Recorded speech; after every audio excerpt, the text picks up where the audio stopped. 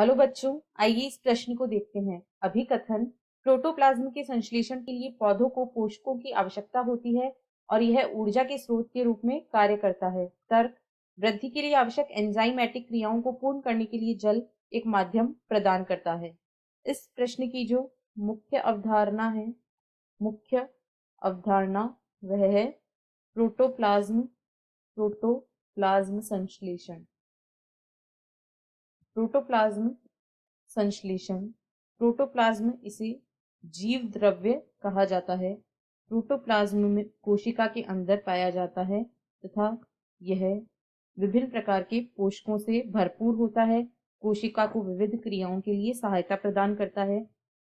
पोषक पदार्थ जो होते हैं, पोषक पदार्थ ये जीव द्रव्य के संश्लेषण के लिए, जीव द्रव्य या प्रोटोप्लाज्म के संश्लेषण हेतु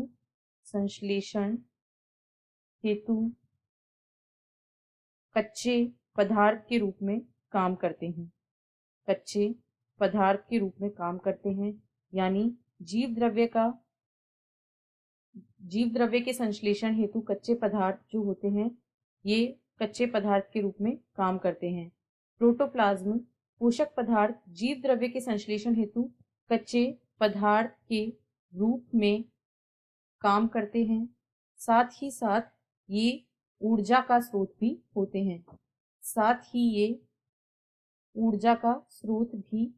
हैं।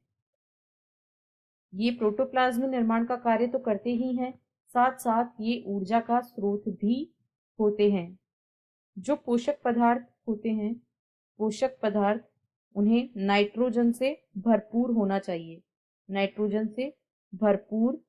चाहिए। पोषक पदार्थों को नाइट्रोजन से भरपूर होना चाहिए ताकि ये प्रोटोप्लाज्म संश्लेषण को बढ़ावा दे सके, ताकि प्रोटोप्लाज्म का जो संश्लेषण है वह अधिक से अधिक हो सके। और ऐसा तभी हो पाएगा ताकि प्रोटोप्लाज्म अधिक संश्लेषित हो सके। ऐसा तभी हो पाएगा जब पोषक पदार्थ में पर्याप्त मात्रा में नाइट्रोजन उपस्थित हो, क्योंकि नाइट्रोजन जो है यह एक मुख्य तत्व होता है जो एक उचित वृद्धि के लिए आवश्यक होता है।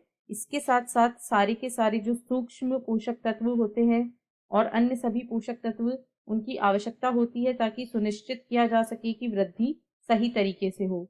इसके अलावा जल जो होता है, यह कोशिका के दीर्घीकरण हेतु, साथ ही साथ स्फीतता को बनाए रखने